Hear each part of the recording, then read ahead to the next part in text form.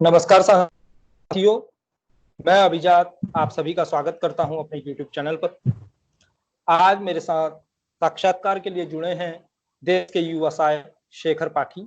शेखर पाठी एक ऐसा नाम है जो युवा दिलों की धड़कन को अपनी शायरी के जरिए आवाम तक पहुंचाता है। एक ऐसा नाम जो आजकल कवि मंचों पर, अगर मैं कहूं कि युवाओं में अव्वल है, संभवतः अतिशयोक्ति श्रृंगार रस की कविताओं में खास पूर्वांचल की जमीन से आने वाला यह शख्स है, बायोटेक्नोलॉजी में बीएससी करता है और उसके बाद अपने हिंदी और कविताई प्रेम के चलते बीए और एमए हिंदी की पढ़ाई करता है। शेखर भाई, स्वागत है आपका हमारे यूट्यूब चैनल पर। बहुत बहुत धन्यवाद अभिजात भाई, आपको भी बहुत बहुत आभार। पहला सवाल तो शेखर भाई यही होता है, विज्ञान का विद्यार्थी हिंदी की और लेखन की ओर कैसे आकर्षित हो गया? हिंदी लेखन भैया, परिस्थितियां एक एक तो ये था कि रुचि थी हिंदी में शुरू से। जो आप बोलते हैं कि प्रारंभिक अवस्था जो हमारी होती है, उस समय से हमने हिंदी के ज्यादा करीब रहे। और चूंकि हिंदी माध्यम से शिक्षा भी ली, शुरुआती दौर की जो प्रारंभिक शिक्षा होती है, एक वो मन में था। और फिर आगे चल के कुछ ऐसी परिस्थितियां बनी जिन्होंने कविता की ओर लिखने का भी शौक था पहले से ही, एक मन में रहता था। जैसे सब डायरी लिखते तो हम भी लिखते थे। उन दिनों डॉक्टर कुमार विश्वास, जो सबके चहेते हैं, दिनेश रघुवंशी जी, ये तमाम बड़े कवि, दो चार नाम जो मैं, अंजुम रहबा और साहिबा देश की बड़ी शायरा हैं, इन लोग को देख के, इनके जो तरन्नुम की जो शायरियां थी, उनको गुनगुना गुनगुना के ऐसे किसी किसी कोई मंच मिला तो उस पर गुनगुना दिया करता था। लेकिन आगे पता चला कि नहीं, आप कविता लिखते हैं और मंच पे जाते हैं तो उसके बदले आपको मानदेय मिलता है। क्योंकि आर्थिक स्थिति बहुत ठीक नहीं थी, और ठीक भी नहीं थी, और इसलिए एक तो ये कारण था। मेरा सच कहूँ तो मेरा एक यही था कि आर्थिक रूप से ठीक करने के लिए उस समय एक सहारा के रूप में कविता ने मुझे स्थान दिया। और मैं बाकी तो नहीं पता, लेकिन माँ हिंदी का और हिंदी कविता का सदा ऋणी रहूंगा कि उन्होंने मेरे जीवन को एक आधार दिया है, एक रास्ता दिया है जिस पर चल के मैंने खुद को और अपने नाम को एक नया मुकाम दिया है। तो यही था हिंदी का। इस बात के लिए तारीफ बनती है शेखर भाई कि आपने बहुत ईमानदारी से कहा कि मुझे आजीविका का साधन मिला, मुझे सहारा। अमूमन ऐसा कोई कहता नहीं है। जी बिल्कुल। दूसरा सवाल है, चंद्रशेखर से शेखर पाठी बनने की कहानी क्या है?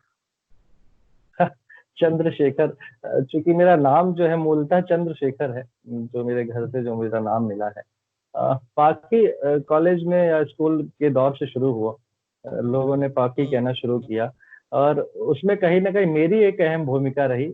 मेरी भूमिका ये रही कि जब भी आप किसी चेहरे के लिए जीवन में परेशान होते हैं कभी कभार, तो मेरे साथ भी ऐसा घटित था, क्योंकि मैं तो इस दुनिया का ही एक हिस्सा हूँ। तो एक चेहरे ने परेशान किया, क्योंकि अब आप समझ ही गए होंगे कि मूलतः उस चेहरे का नाम पाकी होगा। तो वो एक दिन हम साथ बैठे थे, तो वो थोड़ा सा बोलते हैं ना, दुखी मन से उसने कहा कि मुझे तुमसे कुछ पूछना है। मैंने कहा पूछिए। उन्होंने कहा कि अगर कभी भविष्य में आपके साथ नहीं रहूं तो ऐसा क्या होगा जो आपके साथ रहेगा।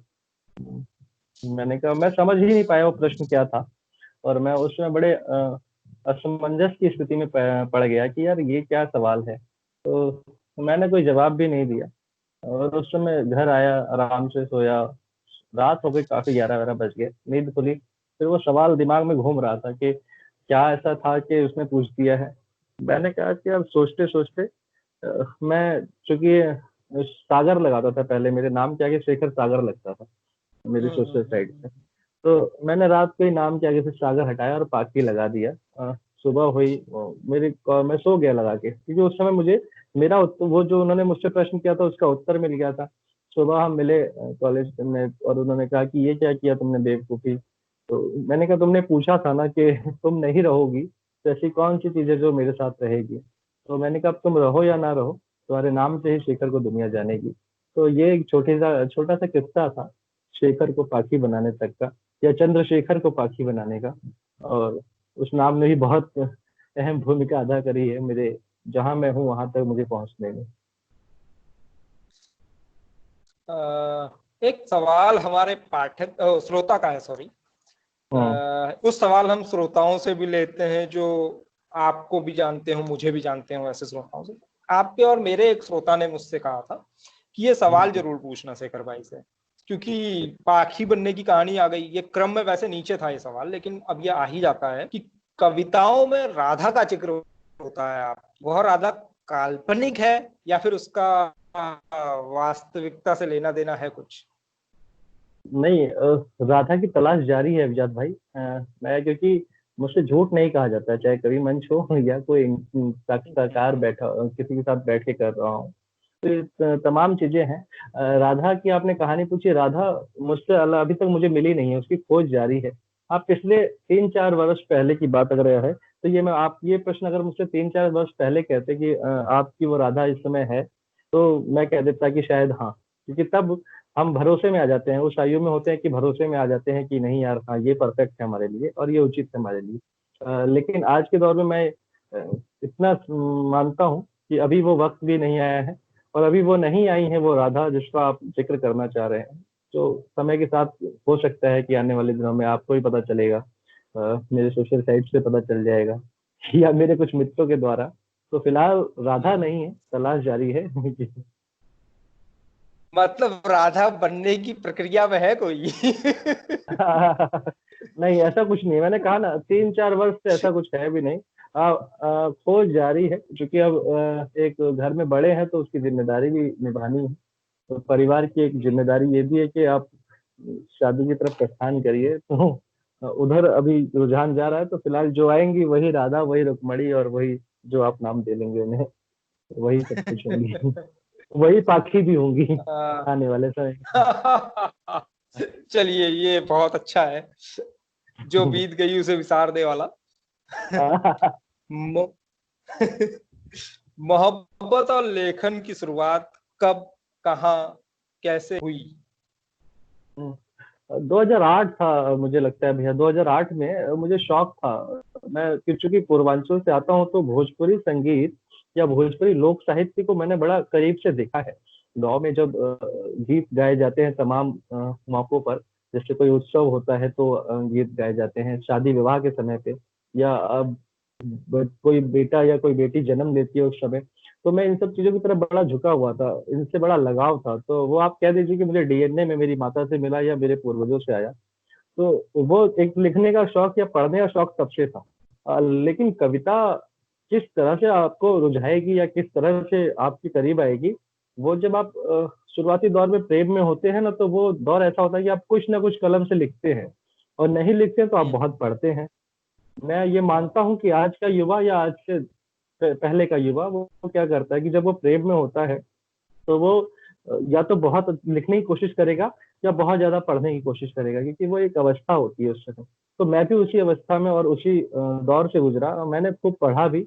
और उसके बाद मन में जो भाव आने लगे वो लिखने लगा। भाव ये कि मैं प्रभावित सबसे ज्यादा कबीर से था। कबीर को मैं पढ़ने के बाद या उनको जितना जान पाया, आज भी मैं जानता हूँ कि कविता या कुछ भी आप लिखने के लिए ना, आपको कुछ पढ़ने की आवश्यकता नहीं है। यदि आप कवि हृदय हैं, या आपके अंदर एक कवि की परिकल्पना चल रही है, या आपके अंदर कोई कवि जन्म लेकर वो धीरे धीरे अंकुरित होकर एक पेड़ बनने की अवस्था में या छोटा पौधा बन के अभी उग रहा है, तो उस समय आप ये समझिए कि आपके चारों ओर के वातावरण या आप जिस दौर से गुजरे हैं वो दौर, वो काफी आपको कुछ भी लिखवाने के लिए। तो मुझे ऐसा लगता है कि मैं भी उसी दौर से गुजरा, और जो जो परिस्थितियां मैं अपने चारों तरफ देख पाया या मैंने जो महसूस किया उन दोनों, वो मैंने कविता में लिखना शुरू किया। तो हाँ, सच है, जो सामाजिक परिस्थितियां थी मेरे चारों तरफ, वो या मेरे घर का जो वातावरण था वो, या मेरे जीवन में जो घटित हो रहा था उस समय वो, चाहे वो प्रेम हो या तमाम चीजें, उन्होंने मुझे लिखने के लिए प्रेरित किया। और वो लिखकर जब वास्तविकता को लिखकर मैंने मंचों पर या कहीं सभाओं में पढ़ना या बोलना शुरू किया, तो वो पसंद किए जाने लगा। तो मुझे ये लगा कि हाँ यार, ये अच्छा है। तो मैं आज भी कविता केवल तभी लिख पाता हूँ जब मुझे अपने चारों तरफ देखने को मिलता है। कोई कहता है यार बनावटी इस विषय पे लिखो, तो मैं शायद उतने सहज भाव से नहीं लिख पाऊंगा जितने सहज भाव से मैं अपने आप को फ्री रख के, या यथार्थ बोलते को हैं लेकर। कि यथार्थ को देख कर लिख पाता हूँ। तो एक चीज सीखने को मिली थी उस समय से कि आप जो सच देखते हैं या आपके साथ जो घटित हो रहा है, वो चाहे आपकी पीड़ाएं क्यों ना हो, अगर आप वो सामने लोगों के उकेरते हैं अपने शब्दों में, तो कहीं ना कहीं वो लोग पसंद करते हैं। तो ये कविता लिखने का एक वो था, दौर था उससे। आपने कबीर का जिक्र किया, क्या ये बीएचयू की पढ़ाई के दौरान कबीर आपके जीवन में आए? क्योंकि वहाँ कबीर अपने आप में एक बड़ा नहीं नहीं, वो स्थल है, पूजनीय स्थल। ना ना, मैं बीएचयू पढ़ा नहीं हूँ इजाद भाई, ये करेक्ट कर लीजिएगा। अच्छा हाँ मैं तो, अच्छा हाँ अच्छा अच्छा अच्छा, ठीक जैसे है मैं ठीक है। बनारस से हूँ, मेरा पैतृक स्थान वहाँ पे गाजीपुर है। तो लेकिन मैं वहाँ गया और मैंने उन सब चीजों को देखा है बहुत करीब से। तो आपने कहा कि कबीर का जिक्र क्यों आया, कबीर का तब आया जब मैंने कबीर को पहली बार पढ़ा। मुझे लगता है कि जब मैं उनके दोहे 12वीं कक्षा में जब मैं हिंदी पढ़ता था, तो मुझे एक मेरे अंदर एक जिज्ञासा है। जिज्ञासा ये है कि मैं जब भी कुछ पढ़ता हूँ या मुझे कुछ पसंद आ जाता है, तो मैं उसको और जानने का प्रयास करता हूँ। तो कबीर के एक दो दोहे मैंने उस समय पढ़े थे, हमारे घर में वो टेप रिकॉर्डिंग में चलते थे। तो मैं कहता था यार ओ किसने लिखा है ये। तो उसमें एक था कि दुख में सुमिरन सब करे, सुख में करे ना कोई, जो दुख में ओ, सुमिरन करे तो काहे दुख काहे को होए। दुख तो का है। हाँ, तो वो ऐसा करके था। तो उस समय मेरे दादाजी थे, तो वो ऐसे गुनगुनाते रहते थे सुबह 4 बजे उठ के। तो कुछ ना कुछ, हम्म, तो मेरे उनसे ऐसी सुबह हुई, तो उनको पता नहीं था कि वो पढ़े लिखे नहीं थे। तो उन्होंने मुझसे कहा कि शिखर तू दुख में कह रहा है, सुख में सुमिरन करते हैं। वो ये मान रहे थे कि लोग खुश होते हैं तो भगवान को याद करते हैं। तो मैंने वो उस समय से पढ़ने की वो शुरू करी। तो मैंने कहा नहीं, ये मैं आपको बात बता रहा हूँ 2006 या 7 की, 7 के आसपास की।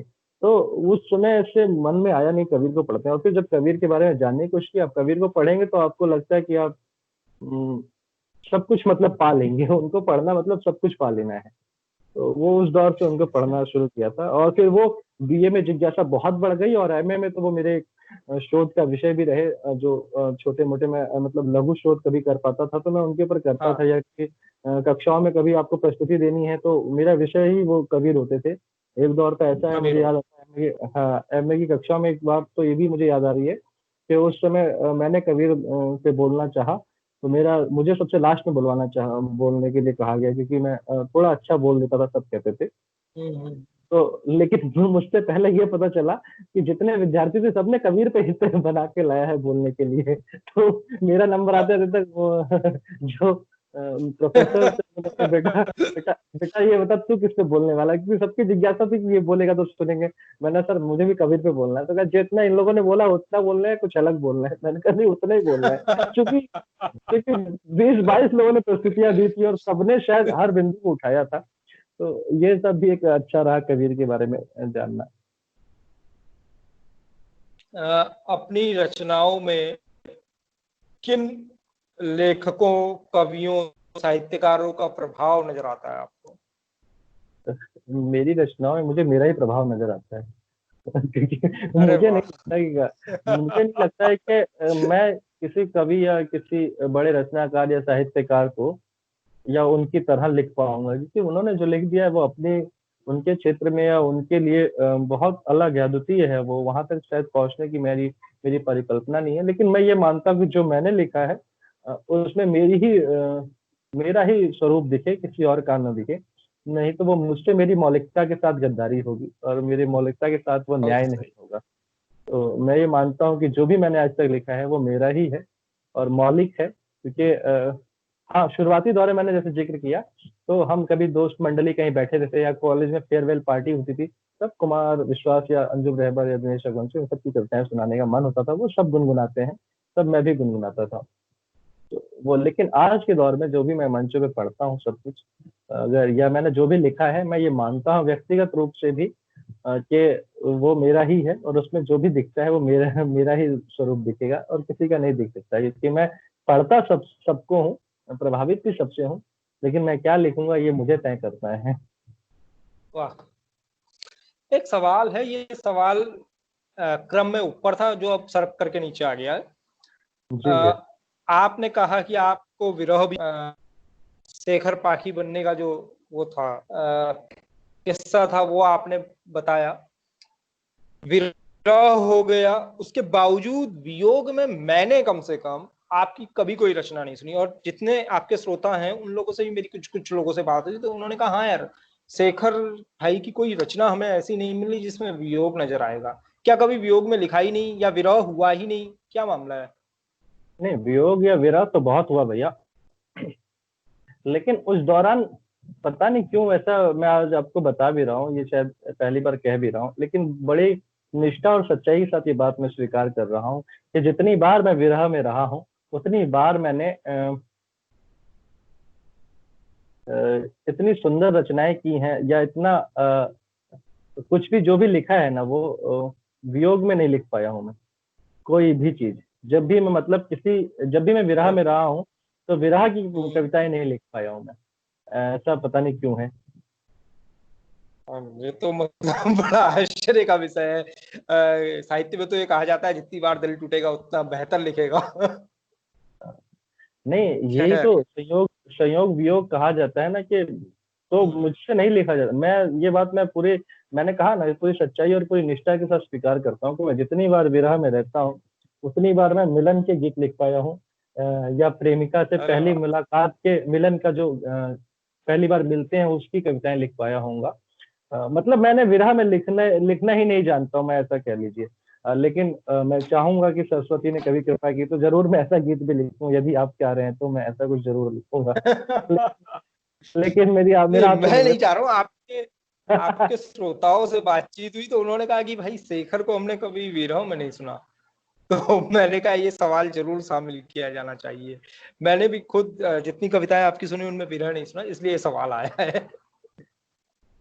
जी भैया। तो अगले सवाल में चलें या इसमें अभी जवाब रह गया है कुछ? ना ना, बस हो गया। मैंने कहा ना कि मैं पूरी सच्चाई के साथ ये स्वीकार करता हूँ कि मैं जब भी विरह में रहा हूँ, तो मैंने कभी भी वियोग की कोई रचना नहीं लिख पाया। मैं उस समय मैं उस समय वैसी रचना लिख पाता हूँ जैसे लगता है कि मैं प्रेम में हूँ, और बहुत अच्छा प्रेम चल माने रहा है। माने आप विरह को ये मानते हैं कि नए की शुरुआत है? हाँ, ये कह लीजिए आप। अच्छा, एक सवाल है शेखर भाई। लेखन को आपका माने या आपकी मोहब्बतों का? मोहब्बतों शब्द का प्रयोग मैंने किया है। इस पे नहीं, बिल्कुल मुझे ठीक है भैया। मैं ये ये मानता हूँ सवाल भैया। इसलिए है कि क्योंकि जी। लिखवाया तो मोहब्बतों ने ही, इसमें आपका क्या है? माने मौलिक क्या रह गया फिर? नहीं, मोहब्बतों ने ही लिखवाया है भैया मुझसे। मेरी क्या विसात की मैं कुछ लिख पाता, क्योंकि और ये कहीं ना कहीं वो सारे चेहरे, ईश्वर करे कि वो जहां भी हैं बहुत खुशी से और अच्छे से अपने परिवार के साथ रह रहे हो, लेकिन उन सबका मैं आभार व्यक्त कर रहा हूँ आपके माध्यम से कि उन लोगों ने हमेशा मुझे ऐसे क्षण दिए जब मैं कुछ लिख पाया। और वो चाहे उनके साथ बिताए पल हों तब, या वो जब वो छोड़ के गए हो तब, हर पल उन्होंने कुछ ना कुछ लिखने का मुझे एक मौका दिया है। तो आप ये कह सकते हैं कि जो भी लिखा कुछ है वो सब मोहब्बतों का है। और वो इस बात का गर्व भी करती हैं। वो कभी कभार किसी का गलती से मैसेज आ जाए तो वो कहते हैं कि तुम्हारे पास हम्म। तुम्हारा है क्या है, तुमने जो नाम कमाया है वो भी मेरा हाँ, दिया, तुमने जो लिखा हाँ। है वो भी मेरा लिखाया हुआ है। तो ये सब अच्छा लगता है सुन के। मैं कहता हूँ सही है, मेरे पास कुछ नहीं है, जो है उनका है। एक सवाल और है। थोड़ी सी मैं कविताई को लेकर के बात करना चाह रहा हूँ। जी लंबे अरसे से मैंने देखा कि प्रेम की कविताओं में जो उपमाएं हैं वो पारंपरिक ही रह गई हैं। चांद सा मुखड़ा तेरा, झील सी आंखें, समंदर सी आंखें। मतलब हम इन प्रयोगों से क्यों नहीं, नए प्रयोग क्यों नहीं होते श्रृंगार रस की कविताओं में? हम कब निजात पाएंगे इन प्रयोगों से? आप युवा हैं बिल्कुल, मतलब आपसे तो उम्मीद की जानी चाहिए। मुझे लगता है कि साहित्य जगत आपकी ओर उम्मीद से देख रहा होगा इन प्रयोगों में, जो साहित्य की ओर साहित्य को उर्वर साहित्य पढ़ना चाहता है, जो नया साहित्य पढ़ना चाहता है। श्रृंगार रस में ठेले जा रहे हैं, चांद सा मुखड़ा है, समंदर सी आंखें हैं, क्या क्या कब तक रहेगा शेखर भाई ऐसा? क्यों अकाल है? नई उपमाएं कौन लाएगा? मुझे यही लगता है भाई कि हम लोग को शायद इस पर ध्यान इसलिए नहीं गया क्योंकि हमारे जो पूर्वज थे साहित्य में, उन्होंने उपमाओं को सीमित कर दिया। सीमित इस तरह कर दिया कि हम चाहते ही नहीं कि हम उससे आगे का सोचें। नया युवा है, सबसे बड़ी जो परेशानी का विषय है इस समय वो ये है कि वो पढ़ना ही नहीं चाहता। मैं स्वयं को भी कहता हूँ कि मैं कई बार अपने साथ न्याय नहीं करता हूँ। क्यों? क्योंकि मैं बहुत सी किताबें जिन्हें आधा पढ़ के छोड़ देता हूँ। तो हमें पढ़ना पड़ेगा उसके लिए। हमें जो विषय हमारा है उससे थोड़ा हट के उसको कुछ नए नजरिए से देखना पड़ेगा। तब जाके ये जो आपने कहा उपमाएं हैं ये बदलेंगी। लेकिन मेरा ये मानना है व्यक्तिगत रूप से कि बहुत जल्द एक नया परिवर्तन आएगा और अच्छा परिवर्तन आएगा, जो आपकी इस प्रश्न को और आपके इस पीड़ा को कहीं न कहीं या साहित्य जगत को ये बताएगा कि नहीं, इससे हटकर भी कुछ होता है। हम सब मैं तो तमाम युवाओं के साथ इस समय जुड़ा हुआ हूँ और मुझे बहुत अच्छा लग रहा है कि वो बहुत अच्छा लिख रहे हैं। चूँकि ये आक्षेप लगता रहता था कि युवा जो है वो केवल श्रृंगार पे लिखता है, प्रेम पे लिखता है। लेकिन जिस तरह से आपने कहा ना कि श्रृंगार की उपमाएँ कब बदलेंगी, मेरा ये मानना है कि मैंने स्वयं या मेरे साथ जो लोग इस समय जुड़े हैं या मैं तमाम लोग को जिनको मैं फॉलो कर रहा हूँ, मेरे साथ के जो लोग हैं, उन्होंने श्रृंगार की परिभाषा को ही कहीं न कहीं परिवर्तित किया है। श्रृंगार का जो एक मतलब था कि नहीं यार, केवल एक प्रेमी-प्रेमिका का प्रेम, उसको भी बदला है उन लोगों ने और वो बदल रहे हैं तो प्रयासरत है। परिवर्तन जो है वो धीरे-धीरे आता है। तो आपका ये प्रश्न जो आपने मुझसे किया कि ये उपमाएँ कब बदलेंगी, बहुत जल्द आपको इसमें एक बड़ा परिवर्तन और एक नया कुछ देखने को मिलेगा। उम्मीद करते हैं कि जो जिज्ञासु पाठक हैं, जिनका मेरी तरह ये दर्द शायद होगा कि नई उपमाएं नहीं मिलती। आगे के साहित्य को पढ़ते हैं तो नई उपमाएं दिखती हैं, लेकिन परंपरा पूरी एक अलग सी है। खैर, उम्मीद करते हैं ये बदलेगा और हम नई उपमाओं को से हाँ, बिल्कुल, परिचित ये होंगे। बिल्कुल, मैं इसलिए मानता हूँ क्योंकि मैंने कई बार पढ़ा कि प्रेम का जब नाम आता तो राधा कृष्ण स्वाभाविक हो जाते थे।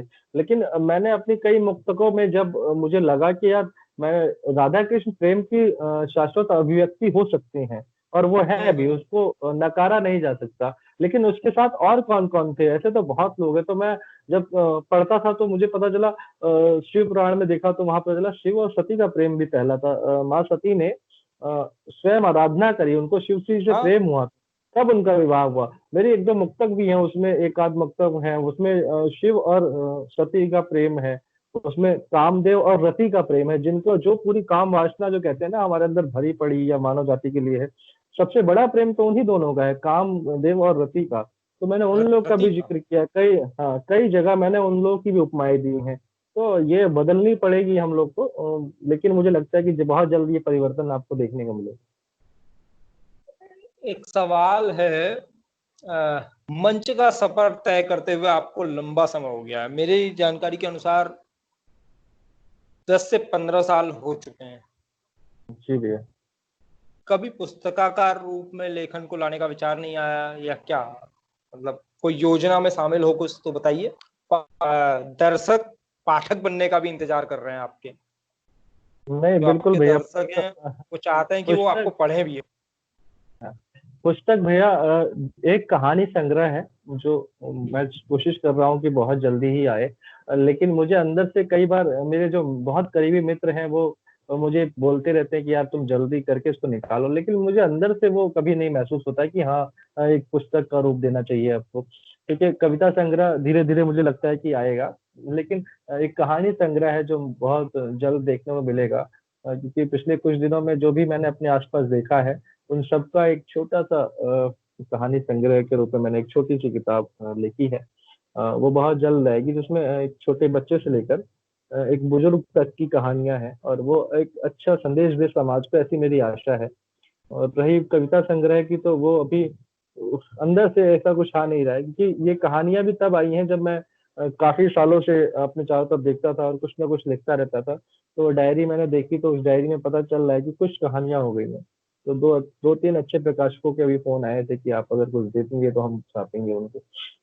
लेकिन मेरा अभी मन है नहीं। मैं भैया मतलब बड़ा असहज महसूस करता हूँ कि यार अभी किताब दे दूँ, तो क्योंकि मुझसे नहीं होता है कि लॉकडाउन में 4 किताबें लिख दी हैं जी। और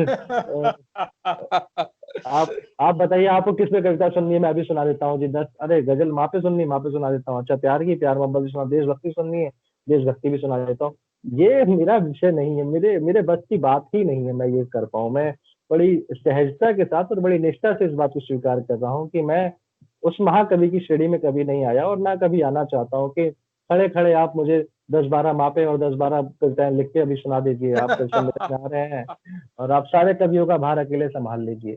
क्योंकि मेरा जो विषय है, मैं निश्चित रूप से मानता हूँ कि मैंने हर विषय पे कविताएँ लिखी हैं, हर विषय पे मैंने लेख लिखे हैं। लेकिन मैं ये नहीं कभी कहूंगा कि मुझे मैं बहुत जल्दी, कि मेरे मिश्रे 4-4 5-5 10-10 साल से भैया अभी उसी तरह प्रतीक्षा में है मेरे कलम की, कुछ आगे लिख पाऊंगा मैं। मैं आपको बता रहा हूँ कि मेरी कितनी कविताएं तो अधूरी पड़ी हैं। मेरे गीत शायद 190 गीत में एक दिन गिन रहा था, वो अधूरे पड़े हैं, जिस दिन भी वो लिख पूरे हो जाए। और इस विषय पे ऐसा नहीं कि मैं बात नहीं करता हूँ, मैं अपने तमाम बड़े लोगों से बात करता हूँ जो बड़े गीतकार हैं या मेरे प्रोफेसर हैं। मैं उनसे प्रश्न करता हूँ कि मैं नहीं लिख पा रहा हूँ, मुझे कुछ बताइए। और ये प्रश्न मैं आज से नहीं करता, ये प्रश्न मैं पिछले 6-7 सालों से कर रहा हूँ। कि जब मैं सीखने की उम्र में आज भी हूँ, लेकिन उस समय लगता था ना कि अभी इतना ज्ञान नहीं है, तब से मैं पूछ रहा हूँ और अभी पूछता रहता हूँ। और उन सब लोगों का एक ही जवाब होता है कि जिस दिन उन्हें पूरा होना होगा उस दिन होंगे, तुम उनके साथ जबरदस्ती मत करना, नहीं तो तुम उनकी मौलिकता और उनका जो उनकी जो उन गीतों की जो सरलता है वो सब खत्म कर बैठोगे। सब तो खत्म हो मैं भी जाता है, निश्चित हाँ, बात। तो मैं भी प्रतीक्षा में हूँ। और रही बात की किताबों की, तो कहानी संग्रह भैया मैं उम्मीद करूंगा कि बहुत जल्द आप लोग के सामने आए, तो इसी वर्ष आ चलिए, जाए वो। शुभकामनाएं आपको। एक जी सवाल है, कवि मंचों को नहीं छोड़ सकता था मैं, जब मैं युवा कवि से बात कर रहा हूँ खासकर। बिल्कुल भैया। कवि मंचों पर गुट बने हुए हैं, न जाने कितने युवा कवियों ने इसलिए मंच छोड़ा है कि राजस्थान का गुट अलग है, मध्य प्रदेश का गुट अलग है, पश्चिमी उत्तर प्रदेश का अलग है, उत्तर प्रदेश का अलग है, बिहार का अलग है। और उत्तराखंड, मतलब अगर हम हल्द्वानी में ही, माने उत्तराखंड में ही देख लें, हल्द्वानी क्या, उत्तराखंड में ही देख लें, तो इतने गुट हैं। माने साहित्य से अच्छा खासा आदमी साहित्य छोड़ के चला जा रहा है। लिखने वाले कवि कहता है यार मंच किनारे रहे, हम अपना चुपचाप पढ़ लेंगे, हम फेसबुक पे पढ़ लेंगे, हम यूट्यूब पे पढ़ लेंगे। क्या कहना चाहेंगे कवि मंचों पर होने वाली इस राजनीति पर, क्या टिप्पणी होगी? जानते भैया, शुरुआत में जब हम अच्छा, हमारी एक जिंदगी एक एक एक सवाल पहले पहले इससे पहले, क्या ये सच है मेरा आरोप? ये एक महत्वपूर्ण नहीं, बिंदु है। नहीं, निश्चित रूप से सच है भैया, ये सत्य है, इसको कोई, मैंने आपसे मेरी और आपकी बातचीत के प्रारंभ में एक बात कही थी कि मेरा रुझान इधर इसलिए भी झुका क्योंकि कहीं ना कहीं मुझे आर्थिक रूप से बहुत मदद मिलती थी। 500 रुपये मिल जाना मेरे लिए बड़ी बात थी उन दिनों, या 1000 रुपये या 250 रुपये मिल जाना बहुत बड़ी बात थी। मुझे पहली बात याद है, मुझे 101 रुपये का लिफाफा मिला था। तो ये सब मिल जाना उस समय जब आपके पास 1 रुपए नहीं है, आप दोस्तों से उधार मांग रहे हो, आसपास के लोगों से उधार मांग रहे हो, तो मैं उस दौर से गुजरा हूँ। तो उस वक्त मेरी आवश्यकताओं की पूर्ति उन पैसों से हो जाती थी। तो ये बात मैंने आपसे इसलिए शुरू करी इस सवाल पे, इस प्रश्न पे, कि आज की जो स्थिति है ना, वो लोग केवल दो तरह के कवि हो गए। एक तो जिनको आर्थिक रूप से बहुत मदद चाहिए, तो उन्होंने अपना ग्रुप बना लिया है, क्योंकि वो कहीं ना कहीं उन्हें मानदेय चाहिए और उसके अलावा उसके अतिरिक्त उनके पास कोई काम नहीं है। मेरी बात बड़ी ध्यान से देखिए और बड़ी बारीकी से, मैंने कहा दो लोग, दो तरह के साहित्यकार इस समय मिल रहे हैं, मंचों पर की बात हो रही है। तीसरी जो तरह के जो साहित्यकार हैं वो विशुद्ध है, वो उन्हें मंच और आर्थिक रूप से किसी चीज का नहीं है। वो उसी तरह अपनी जिंदगी जी रहे हैं जलालत में, बहुत आर्थिक मंदी में और बहुत आर्थिक तंगी में, जिनके पास शायद खाने को एक वक्त का खाना भी ढंग से नहीं है, लेकिन वो बहुत बुरे दौर में जी रहे हैं। और ये जो दो तरह के कवि हैं, दो लोग, एक वो जिनको आर्थिक रूप से पूरी तरह इन पे निर्भर है और उनको मंच चाहिए, अगर मंच नहीं मिलेगा तो वो दूसरा कोई काम नहीं कर पाएंगे। नहीं दूसरे कर प्रकार पाएंगे। के वो लोग दूसरे प्रकार के वो लोग हैं जिनके पास एक अपनी किसी संस्था से वो लोग जुड़े हुए हैं, सरकारी प्राइवेट जैसा भी आते हैं, सरकारी हो या गैर सरकारी हो, उनके पास एक आजीविका का साधन है, अंग्रेजी में कहें तो सोर्स ऑफ इनकम है, कि हम्म। निश्चय उनके इनकी इनकम आ रही है, लेकिन उनका अब दूसरा ध्येय क्या हो गया कि भाई मैं साहित्यकार हूँ, मुझे लिखना भी है। तो उन्होंने क्या किया, उन्होंने अपने उस संस्थान से इतर कवि मंचों की तरफ भी रुख कर रखा है। अब वो करते क्या है कि महीने की अगर 30 दिन की उनकी सरकारी नौकरी है या प्राइवेट नौकरी है, तो उसमें से 5 या 6 दिन वो निकाल लेते हैं और उस दौरान वो अपने कवि सम्मेलनों में जाएंगे। और वो कहाँ जाएंगे, एक अंग्रेजी का एक और शब्द प्रयोग कर रहा हूँ, गिव एंड टेक। हिंदी में अगर मैं उसका अनुवाद करूँ, तुम हम्म। मुझे बुलाओ और मैं तुम्हें बुलाऊंगा। मैं तुम्हें तो ये बुलाऊंगा। तो ये वो लोग हैं जो, तू मुझे सॉल्व पहना, मैं तुझे पहनाऊंगा। हाँ, ये वो लोग हैं जिनके पास अपना एक है, लेकिन उनका शौक बड़ी चीज है। जब प्रचार आता है, एक कहावत भी है ना, शौक बड़ी चीज है। तो ये लोग उस तरफ चल रहे हैं कि नहीं भैया, हमारा एक गुट होना चाहिए और वो ये नौकरी पेशा लोगों का जो मैं बता रहा हूँ, इनका अलग गुट है। ये नौकरी पेशा वाले लोग नौकरी पेशा से जुड़े हुए हैं, और जहाँ ये मंच के कवि, जिनको मैंने कहा जो पूरी तरह से निर्भर है कविताओं पे और कवि सम्मेलनों पे, उन लोगों से इनकी दोस्ती हो जाती है। तो ये जो आपने कहा गुट, ये गुट और बड़ा हो जाता है और भयानक हो जाता है। मेरे बड़े अच्छे मित्र थे और मैं उनसे 2011 में मिला था मध्य प्रदेश में। मैं पिछले दिनों उनको फेसबुक पे देख रहा था, उन्होंने फेसबुक पे और बहुत अच्छा हास्य लिख रहे थे, विशुद्ध हास्य लिख रहे थे वो। उन्होंने मुझे बड़ी पीड़ा हुई, अभी दो तीन दिन पहले की बात है, उन्होंने फेसबुक पे अपने लिखा कि मैं कवि सम्मेलन और मंचों से हमेशा के लिए अपने आप को दूर कर रहा हूँ।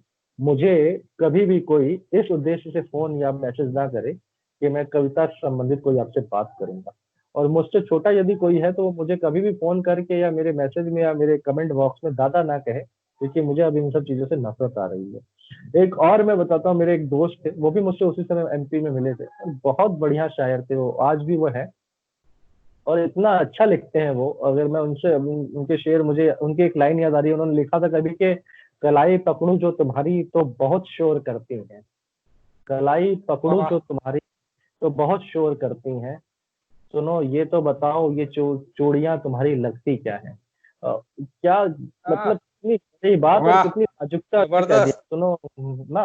वो भैया मेरे इतने प्यारे दोस्त थे, और मतलब इतने अच्छे मित्र हैं वो, आज भी मेरी उनसे बात होती है। आजकल वो एक बैंक में है और एक बड़े पद पे है। उन्होंने उसी समय, हम्म। जब मैं 2011 की बात कर रहा हूँ, तो हमारा पीक पॉइंट था, चढ़ रहे थे हम लोग कविता के क्षेत्र में आगे। उन्होंने कहा शेखर भाई मैं अब इससे आगे नहीं बढ़ सकता, उन्होंने कविता छोड़ दी। एक बहुत प्यारा गीतकार हमारा छोटा भाई बनारस का है, वो भी आजकल एक प्राइवेट कंपनी में अच्छे पद पर है, अच्छी सैलरी ले रहा है, अच्छा मानदेय उठा रहा है। उसने भी उस समय, तो मैंने अपने समय में इतने लोगों को जाते हुए देखा है, केवल इस कवि सम्मेलन की राजनीति से। लेकिन हम खुद को नहीं हटा पाए, कहीं ना कहीं इस उम्मीद में कि एक बदलाव लेकर आएंगे। आज भी मैं बड़े लोगों से जब मिलता हूँ, बड़े लोगों से मतलब है कि ऐसे कविता के जो पारखी लोग हैं, तो मैं उनसे जब ये बात करता हूँ तो वो लोग हंसते हैं और वो कहते हैं कि शेखर अगर ये तुम कर पाओगे तो बहुत अच्छी बात है। मैं खुल के नाम लेता हूँ आजकल। मुझे बहुत जो प्रिय लगते हैं, मेरे बड़े प्यारे हैं, मुझे बहुत स्नेह करते हैं। आदरणीय रविंद्र प्रियांशु भैया हैं, एक बहुत उम्दा लिखने वाली कलम की बड़ी प्यारी कवित्री है, गाजीपुर से ही आती है, रश्मि शाह के क्या शब्द शिल्प है उनका। मैं तो लोगों से कहता हूँ कि आप इन लोगों को पढ़िए, इनसे सीखिए। इन लोगों ने कविता को नया मानक दिया है। एक बहुत प्यारा गीतकार हमारे समय का हमारा भाई है अमन अक्षर, आप इन लोग को देखिए ना, इन्होंने एक नए मानक सिद्ध किए। लेकिन ये भी एक बड़ी सच्चाई ये भी कि ये लोग भी इस मंच की राजनीति से अछूते नहीं रहे। इनका कहीं ना कहीं इन लोग का भी इस मंच की राजनीति में दुरुपयोग हुआ है, शोषण हुआ है, या जिस तरह से भी आप कह लें, ये लोग भी। लेकिन सच्चाई कहने की किसी में हिम्मत नहीं है कि किसी बातचीत में किसी से कोई कह पाए। लेकिन मैं आपके सवाल को और इस प्रश्न के लिए आपका आभार व्यक्त करता हूँ कि आपने ये प्रश्न किया, और इस पे कोई शक करने वाली बात नहीं, कोई संदेह का विषय भी नहीं है। ये सच है कि हर तरह गुट बने हुए हैं। आपने कहा कि हम हल्द्वानी शहर के हैं, हम लोग उत्तराखंड के हैं। मैं तो ये कह रहा हूँ कि हल्द्वानी शहर का एक छोटा सा कोना ले लीजिए, आपको वहीं 10 बड़े साहित्यकार मिल जाएंगे। हल्द्वानी शहर का दूसरा कोना लीजिए, वहां आपको 20 बड़े साहित्यकार मिल जाएंगे। एक चार और मेरे शहर और मेरे उत्तराखंड की स्थिति ये हो गई है कि साहित्य जहाँ शैलेश मटियानी जी रहते थे, जो साहित्यकार जिसने क्या फकीर बात है, क्या जिसने नाम ले लिए हो भाई। वाह, मैं मजा आ मेरे गया। मैं जब भी उनके बारे में सोचता हूँ भैया, मैं भावुक भावुक हो जाता हूँ। तो उस व्यक्ति ने कितना कुछ सहा है। उसने कितना कष्ट कहा। ना केवल शारीरिक कष्ट, ना केवल आर्थिक कष्ट, ना केवल मानसिक कष्ट, मानसिक क्या मानसिक बहुत और झेला हूँ। परिस्थिति जन्य उसके मतलब पूरी जीवन भर परिस्थिति जन्य उनके सामने दिक्कतें रही, हाँ, नुकसान और रहे। मतलब और मैं जान भी कभी पढ़ता हूँ तो मुझे लगता है कि क्या लिखवाया माँ शारदे ने।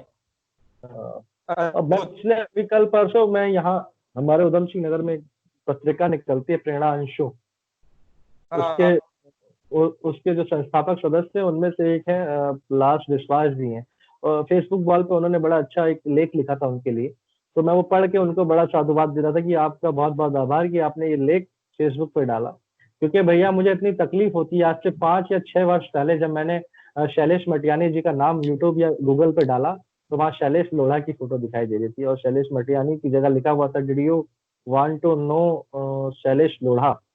और दोबारा डाला तो उन्होंने कहा कि स्पेलिंग गलत हो रही है, गूगल कहता है आप चेक करिए। तो मुझे लगा कि मेरे लिए बड़े शर्म की बात है कि इतना बड़ा साहित्यकार जो केवल उत्तराखंड का नहीं था पूरे देश का था, हमने उसके साथ न्याय नहीं किया आज जिसको आज। जिस जिसके लिए मथुर ने कह दिया हो प्रेमचंद से बड़ी हाँ हस्ती रहा है साहित्य। हाँ। तो वही मैं तो आपको वही विषय में ले रहा था कि शैलेश मटियानी जैसे लोग, सुमित्रा नंदन पंत जैसे लोग जहाँ रहते थे, जिन्होंने हिंदी कविता को क्या क्या दिया, उस उत्तराखंड में आजकल ये हो रहा है कि 4x4 के कमरे में लोग बैठकर अखिल भारतीय कवि सम्मेलन करवा रहे हैं। उस उत्तराखंड के एक कोने में लोग बैठ के लॉकडाउन के समय में 4-4 किताबें लिखते हैं और फिर उसको अपने हाथों से 2-4 अपने तथाकथित चेलों के हाथ भिजवा कर लोगों से बंटवा रहे हैं। मैं बड़ा सत्य ये इंटरव्यू बड़ा धमाकेदार होने वाला है आपका, क्योंकि मैंने बड़ी अपने कहीं ना कहीं पहली बार किसी से कुछ सच कहा है। मुझे तमाम फोन आते हैं कि शेखर भाई आपकी प्रतिक्रियाएं नहीं आती हैं, आप कोई टिप्पणी नहीं करते हो। और सबसे जानते हैं आश्चर्य का विषय क्या है, जब मैं टिप्पणी करता हूँ तो मेरी टिप्पणी पे कोई टिप्पणी नहीं होती है। मैं ये बड़ा मतलब बड़ी अजीब स्थिति में होता हूँ कि जब भी मैं कोई टिप्पणी कर देता हूँ उसके बाद उस पर कोई टिप्पणी नहीं होती है। और मैं तब ये सोचता हूँ कि जब जितने जब जी, तब मैं जब सोचता जब हूँ सच कि बोला लोग जाएगा मेरे तो उसका प्रतिकार करना मुश्किल होगा ही।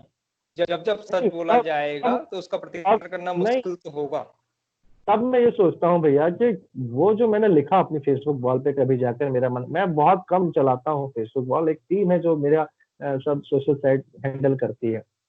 टीम क्या, वो मेरे 2-4 बहुत करीबी मित्र हैं, उन लोग का आग्रह था कि हम अपनी तरफ से देखेंगे, तो मैंने उनको इन दिनों रोक लगा रखी कि तुम ऐसा कुछ मत करो। देखिए आजकल वो चल रहा है ना, ब्लू टिक मिल जाए और ये मिल जाए कि तुम उत्तराखंड के सेलिब्रिटी कभी हो गए हो यार। तमाम उत्तराखंड के बॉर्डर से बाहर जाते हो तो सेलिब्रिटी नाम लगता है, लोग बड़ा मिलने आते हैं और बहुत नाम होता है। तुम्हें ब्लू टिक मिल जाना चाहिए। तुम सोशल साइट, एक बड़ी समस्या है कि तुम सोशल साइट पे एक्टिव नहीं हो। तुम इंस्टाग्राम पे पोस्ट हम्म। डालते हो तो तुम्हें 30-40 लोग देखते हैं या 20 लोग देखते हैं, ये तुम फेसबुक पे डालते हो तुम्हें 100 लोग भी नहीं देखते हैं। अब ये बेहद बड़ा विषय हो गया है, बड़ी दुविधा का, क्योंकि कवि बनने के लिए आपके साथ ये भी होना चाहिए ना वो कि आपको तमाम लोग देखें। तो हाँ ये है। हाँ ये तो भूख होती है आजकल। हाँ। तो ये मैं आपको बड़ा सच सच बता रहा हूँ कि ये आप हैं भैया जो आपके साथ, इससे पहले मैंने रहबर और एक रहबर हल्द्वानी से मेरे कुछ बड़े करीबी और बहुत अच्छे लोग हैं, जो छोटे भाई भी हैं उनमें बहुत अच्छे अच्छे, उन लोगों ने चलाया। तो उनके आग्रह पे मैं एक दिन उनके उस पर लाइव आया, क्योंकि मना भी नहीं कर सकता था, वो ग्रुप बहुत अच्छा है। और एक राष्ट्रीय साहित्य युवा मंच करके झारखंड का एक ग्रुप है, वो भी नए लड़कों का है और उसमें भी सब युवा बड़े अच्छे से लिखने के लिए लेखन की दृष्टि से सही कार्य कर रहे हैं। उस पर लाइव आया।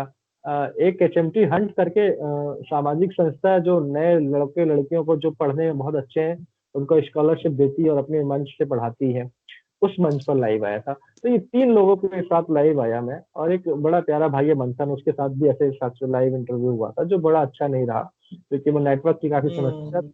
बहुत दिक्कतें हाँ हुई। वो पता था, पता हाँ, चला था वो वाला मामला। तो हाँ, तो मैं इन सब चीजों से बड़ा दूर रहता हूँ, क्योंकि ये लाइव वाइव मेरे समझ से बाहर। एक तो अपनी शक्ल बार बार देखो और फिर उसको ठीक करने में रहो, क्या बिगड़ रहे हैं। मंचों पे ऐसा नहीं होता, आपको ऑडियंस देख रही है, आप चेहरा बिगाड़े या अच्छा करें, आपको नहीं फर्क पड़ता। आप तो अपने गीत गा रहे हो, आप अपनी कविताएं पढ़ रहे हो, आप किसी की हंसी का पात्र बन रहे हो तो आपको नहीं पता चलता है। लेकिन ये लाइव में तो पता चल जाता है आप हंसी के पात्र बन रहे हैं, क्योंकि आपकी शक्ल आपको अलग अलग तरीकों से दिखाई देने लगती है। हम्म।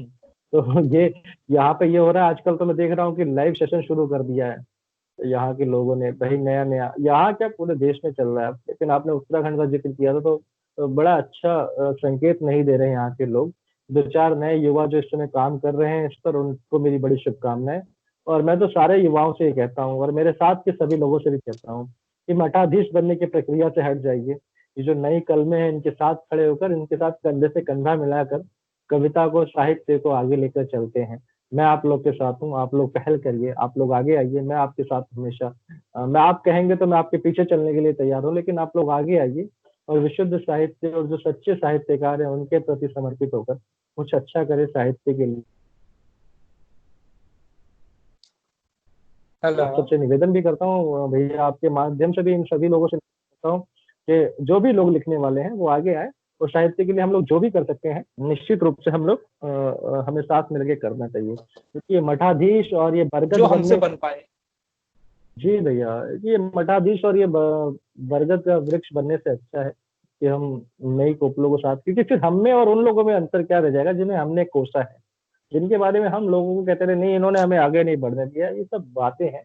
आप खुद सक्षम हो जाइए, आपको कोई नहीं रोकेगा, क्योंकि प्रतिभाएं कभी एक कहावत है ना कि इत्र को बहुत देर तक आप डब्बे में बंद करके नहीं रख सकते, तब वो बराबर नहीं अपने फेर देता है।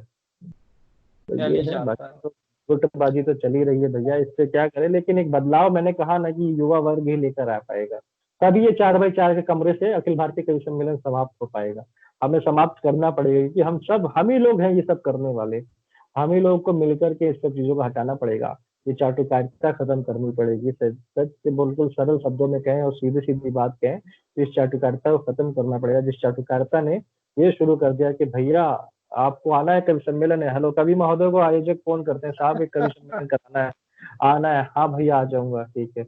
अच्छा देखिए हमारा थोड़ा ख्याल रख लीजिएगा, हमारे बारे में अच्छा बोलना है, और जब मंच पे कवि सम्मेलन प्रारंभ होने वाला होगा, सुनो क्या क्या पढ़ोगे, क्या मानदेय होगा। बोले यहाँ उत्तराखंड के तो लोकल है कवियों का ये हाल है। कुछ नहीं यार, बस आने जाने देख लेना, बोले नहीं हो पाएगा, अरे कोई बात नहीं, सम्मान करा देना, हम आ जाएंगे। ये स्थिति हो गई है भैया साहित्य की। मैंने इसीलिए शैलेश मटियानी का नाम लिया कि जिंदगी जीवन भर जिसने संघर्ष किया, अब इस कवि के साथ क्या बोलूं मैं। जिसने ये कह दिया हो, शैलेश मटियानी के बारे में मुझे ध्यान आ रहा है, एक जगह मैं पढ़ रहा था कि उन्होंने ये कह दिया था, माँ शारदे चाहे जीवन नर्क बना देना, लेकिन साहित्यकार जरूर बना देना। वो और वो मुझे मुझे लगता है कि माँ शारदे ने नर्क बनाया ही जीवन, मतलब ये मेरी शिकायत रहेगी हमेशा भगवान से कि जिसने कहा उसका नर्क बना दिया आपने जी। नहीं नहीं, वो कहते हैं ना, हमारे में कहावत है कवियों के मुंह पे तो सरस्वती का वास होता ही होता है। मटियानी जी ने, मुझे लगता है शैलेश मटियानी जी ने, मुझे लगता है कि अपने लिए खुद ही एक श्राप मांग लिया माँ से। वो हाँ बहुत अव्वल दर्जे के साहित्यकार थे, इसमें दो राय नहीं है। लेकिन उन्होंने जब कहा कि मुझे मेरा जीवन भले नरक बना देना, तो माँ ने उनको जीवन नरक बना ही दिया। तो माँ तो चाहे तो जिसकी जीवा पे उनका वास हो तो वो कुछ भी करा सकती है। तो वो अब हम मुझे, वो हम लोग को ये श्राप लगता है, लेकिन उनके लिए तो एक प्रार्थना थी। उन्होंने माँ से प्रार्थना की और माँ ने उसे सहर्ष स्वीकार कर लिया। एक अंतिम पड़ाव की ओर अब हम हैं। जी भैया। हमारे श्रोताओं के लिए कुछ सुना दीजिए, कविताएं, गजलें, शायरियां, क्योंकि ये नवनीत है, यही मक्खन है जिसके लिए ये पूरा इंटरव्यू देख रहे होते हैं श्रोता। एक बात, दूसरा जो संदेश आप देना चाहते हैं वो भी। संदेश फिर से भैया क्या, संदेश केवल यही है कि मेरे जितने भी साथी हैं जो कविता के लिए कुछ सोच रहे हैं, जो साहित्य के लिए कुछ सोच रहे हैं, उनसे निवेदन है कि आप आइए साथ मिलकर के वास्तव में साहित्य के लिए कुछ किया जाए। क्योंकि हम जिस देवभूमि से आते हैं, उस देवभूमि में बहुत कुछ ऐसा है जो, मैं कह तो रहा हूँ, रहबर के परिवार में जब जाके मैंने मिला तो मैंने वहां देखा कितना अच्छा अच्छा लोग लिख रहे हैं, कितनी अच्छी अच्छी बातें हैं, लोग पढ़ते हैं दिनकर को, लोग पढ़ रहे हैं रश्मि रथी, लोग पढ़ रहे हैं निराला को, लोग पढ़ रहे हैं भवानी प्रसाद मिश्र को। तो ये सब बड़ी उपलब्धि है हम लोग के लिए और हम सभी के साथ के लोगों के लिए, क्योंकि हम अगर चाहेंगे तो कहीं ना कहीं उन लोग को आगे लेकर आएंगे और साथ मिलकर चलेंगे तो बहुत अच्छा होगा। अब इसको लोग किस वे में लेते हैं, किस मेरी इस बात का क्या मतलब निकालते हैं, मेरी इस बात की क्या परिभाषा बनाते हैं, ये लोगों पे नहीं है। लेकिन मैं बड़े सरल भाव से और बड़े सहर्ष मन से आपसे कह रहा हूँ, बड़े सहज भाव से कह रहा हूँ कि ये दौर नहीं है मठाधीश बनने का, ये दौर नहीं है एक दूसरे की बुराई करने का। मैं तो अपने सब तमाम दोस्तों से भी ये कहना चाह रहा हूँ कि आप कोई एक ऐसा मित्र दिखाइएगा जिससे मैंने कभी बुराई की हो या कभी किसी के बारे में गलत कहा हो। मैं कभी नहीं कहता कि आप सब हमारे साथ के हैं, तो आइए आगे बढ़ते हैं, साहित्य के लिए कुछ अच्छा करते हैं। और जो भी नए लिखने वाले लोग हैं, आप सबको मेरी बहुत बहुत शुभकामनाएं। शेखर पाठी आप लोग के साथ हमेशा खड़ा है। आपको कभी भी किसी भी तरह की कोई परेशानी हो, आप बेझिझक मुझे जब मर्जी तब कॉल कर सकते हैं, मैसेज कर सकते हैं। मेरी सोशल साइट पे आपको सारे नंबर्स और मुझसे संपर्क करने की सारी चीजें मिल जाएंगी। तो आप बेझिझक आप कॉल कीजिए। मैं, मेरे अंदर कोई ऐसा भाव नहीं है कि आप कुछ सोच रहे हो कि बड़ा कवि होगा या कॉल नहीं उठाएगा या बात नहीं करेगा। मैं सबसे बात करूंगा। बस सबसे आप अच्छा लिखिए और सच्चा लिखिए, ये मेरा एक निवेदन है। संदेश तो कुछ नहीं करूंगा भैया, संदेश देने की अवस्था में भी नहीं हूँ अभी, और उम्मीद करता हूँ कि संदेश देने के लायक ना बनो, क्योंकि जो संदेश देने लगते हैं वो फिर कहीं के नहीं हो जाते हैं।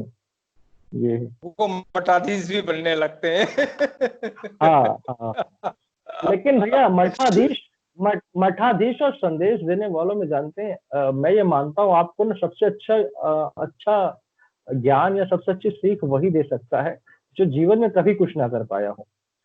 जो इसने हम्म। जीवन में कभी कुछ नहीं किया हो ना, आप अगर उससे कुछ सीखते हैं तो मुझे लगता है आप ज्यादा अच्छा सीख पाएंगे उसकी तुलना में जिसने कुछ किया हो उससे सीखने की। क्योंकि जिसने कुछ नहीं सीखा है ना, वो अपनी मतलब अच्छे कामों के साथ साथ अपनी गलतियों पे का भी आपको बताएगा, क्योंकि वो हर एक दौर से गुजरा है।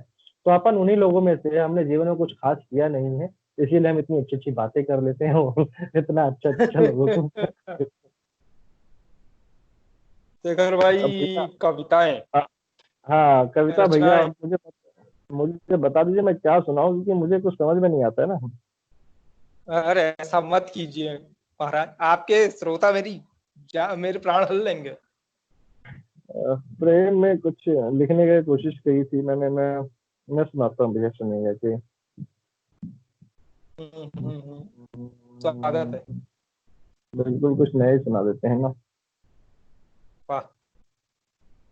बिल्कुल नया ताजा सुनिएगा। उन दिनों जो चल रहा है अपने चारों तरफ जो देखा है, मैं इन सब विधाओं पे लिखता हूँ तो बड़ा मन अंदर से कचोटता है, तभी लिख पाता हूँ। सुनिएगा कि अखबारों को बिकते कैसे देखा था, अखबारों हम्म। को बिकते कैसे देखा था, मानवता को मिटते कैसे देखा था। वाह। अखबारों को बिकते कैसे देखा था, मानवता को मिटते कैसे देखा था। आने वाली नस्लें हमसे पूछेंगी, आने वाली नस्लें हमसे पूछेंगी, हमने सब कुछ लुटते कैसे देखा था, आहा, हमने सब आहा, कुछ कितना दर्द लुटते है। कैसे देखा था। और देश अगर परिवार हमारा था तो फिर, देश हमारा परिवार, देश अगर परिवार हमारा था तो फिर, उस परिवार को मरते कैसे देखा था, उस परिवार को मरते कैसे देखा था। और माना कि तुम अंधी भक्ति में डूबे थे, माना कि तुम हम्म। अंधी भक्ति में डूबे थे, लेकिन झूठ को बढ़ते कैसे देखा था, लेकिन झूठ को बढ़ते कैसे देखा था। और इसमें जो क्या मेरी बात। प्रिय है ये कि तुम तो कविता लिखते थे शेखर भैया, तुम तो कविता लिखते थे शेखर भैया, तुमने कलम को रुकते कैसे देखा था, क्या तुमने कलम बात है, को वाह। रुकते कैसे देखा था। तो नया है भैया, और आजकल जो हालात है उसी पे मैंने ये लिखा था। इससे मतलब बहुत ज्यादा मन जब दुखी था तब लिखा था। लोग कह रहे थे कि नहीं यार ये सब क्यों लिखते रहते हो, ये सब नहीं लिखना चाहिए। लेकिन मन में आया कि नहीं लिखना चाहिए, क्योंकि मैंने आपको कहा ना कि जो मैं यथार्थ देख पाता हूँ मैं उसी पे लिखता हूँ। कोई कहे कि इस विषय में तुरंत कविता, एक एक और सुना रहा हूँ, सुनिए, बिल्कुल नया नया कि स्वागत प्यार में, स्वागत, बिल्कुल ताजा। ये मेरी विधा की है। प्यार में डूबी आंखें जब जब आंखों से शर्माती, प्यार में डूबी आंखें जब जब आंखों से शर्माती हैं, एक लड़के और एक लड़की के दिल का हाल बताती हैं, एक वाह। लड़की और एक लड़के के दिल का हाल बताती हैं। तुम तो हंसकर कह देती हो प्यार नहीं है अब तुमको, तुम हम्म। तो हंसकर कह देती हो प्यार नहीं है अब तुमको, हमसे तुमको। पूछो दिल, तुम तो हंसकर कह देती हो प्यार नहीं है अब तुमको, हमसे पूछो दिल की जैसे धड़कन ही रुक जाती है, हमसे पूछो दिल वाह। की जैसे धड़कन ही रुक वाह। जाती है। और जबरदस्त। ये जो माधव से ना जाने यूं तो कितने लोगों ने प्रेम किया, माधव से ना जाने माधव। यूं कितने लोगों ने प्रेम किया, लेकिन मुरली की धुन तो बस राधा ही सुन पाती है, लेकिन मुरली क्या की बात है।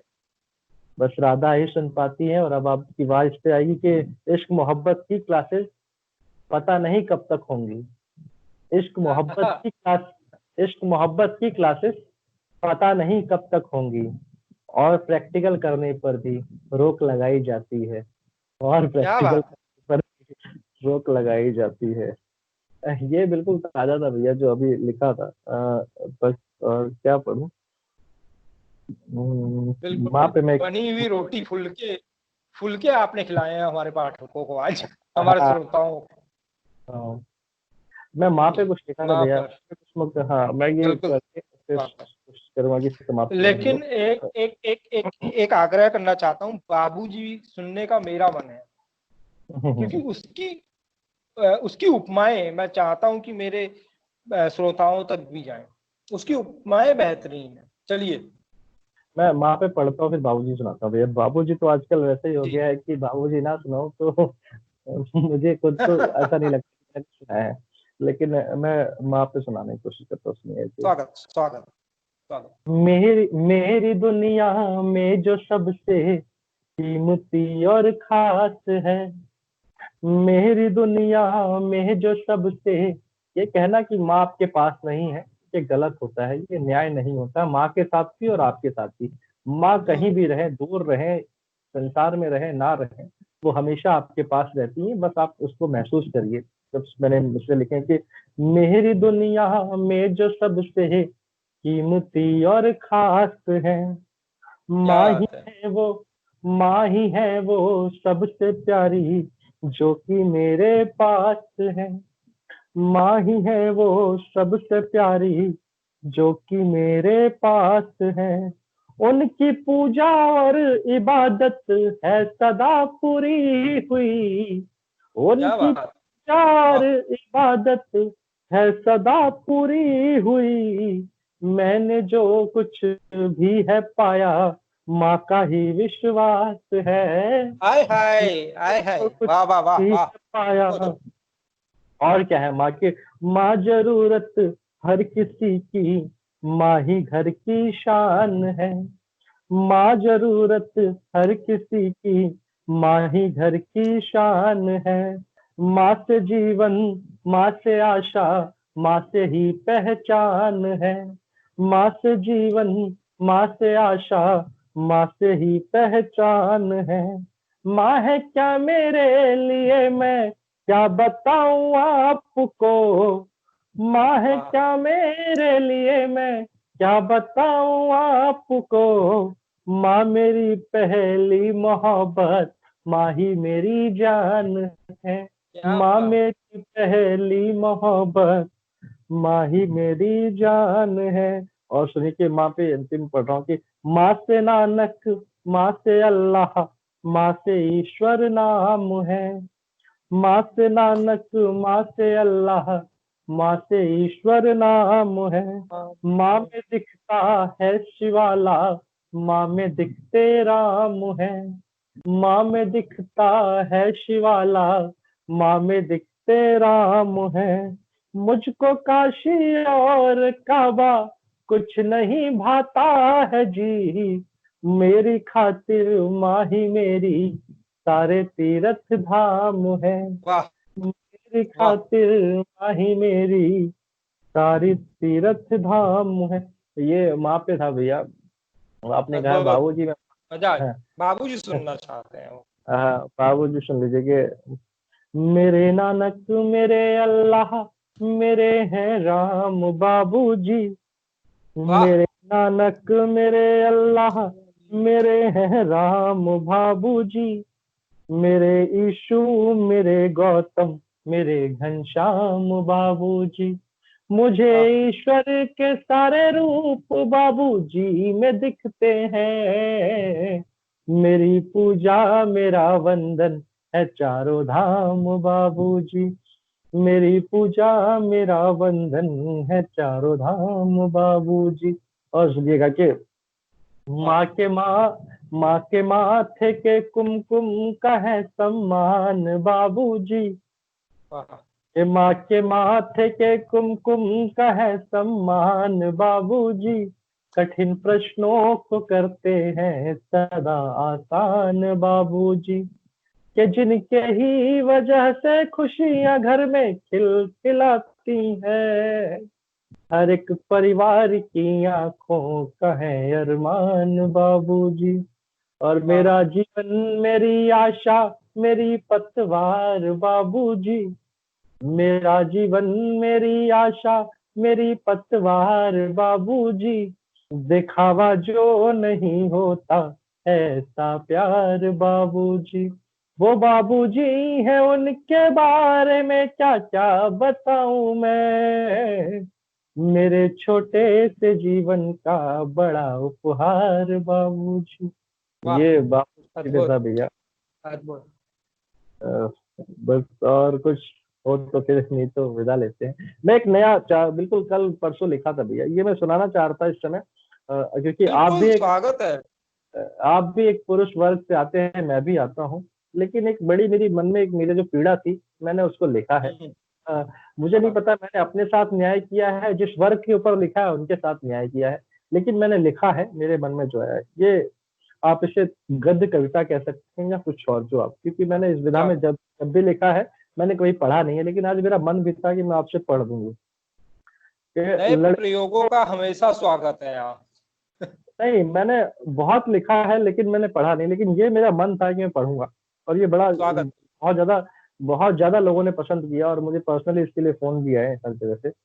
लड़कियों को अकेले देखकर, लड़कियों को हम्म, अकेले देखकर कमेंट्स करने वाले लड़कों सुनो, लड़कियों को अकेले देखकर कमेंट्स करने वाले लड़कों सुनो, लड़कियां कमेंट्स नहीं बल्कि कमिटमेंट चाहती हैं, क्या लड़की बात है।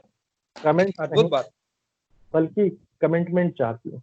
कमिटमेंट जो कर सकता है एक पिता, एक भाई, एक पति और एक बेटा, वही कमिटमेंट जो एक पुरुष एक स्त्री को करता है अपने हर खूबसूरत संबंध को और खूबसूरत बनाने के लिए, वही कमिटमेंट जिसने अमर कर दिया पुरुष के संपूर्ण पुरुषार्थ को। तो आगे से जब भी कोई कमेंट का मन योग बने तो कमिटमेंट का ख्याल हम्म, जरूर, तो क्या बात। कमिटमेंट का ख्याल जरूर कीजिएगा। तो ये एक छोटा सा लिखा था मैंने, एक कुछ पंक्तियां जो मेरा मन था कि मैं आज पढ़ दूं आपके साथ। बहुत बेहतरीन। बहुत बहुत शुक्रिया शेखर भाई, और हमें समय देने के लिए। और मैं दर्शकों को ये बताता चलूं कि ये दूसरी बार है जब शेखर भाई और हम मुखातिब हैं वीडियो में। इससे पहले क्या हुआ कैसे हुआ वो ना ही बताएं तो बेहतर। बहुत बहुत शुक्रिया तो शेखर भाई, समय दिया आपने दो दो बार। मैं श्रोताओं से अनुरोध करूंगा कि अगर इंटरव्यू पसंद आए तो शेयर कर लीजिएगा, चैनल पसंद आए सब्सक्राइब कर लीजिएगा। बाकी आप भगवान हैं, आप जो चाहे वो कीजिएगा। बहुत बहुत शुक्रिया। बहुत बहुत धन्यवाद अंचल।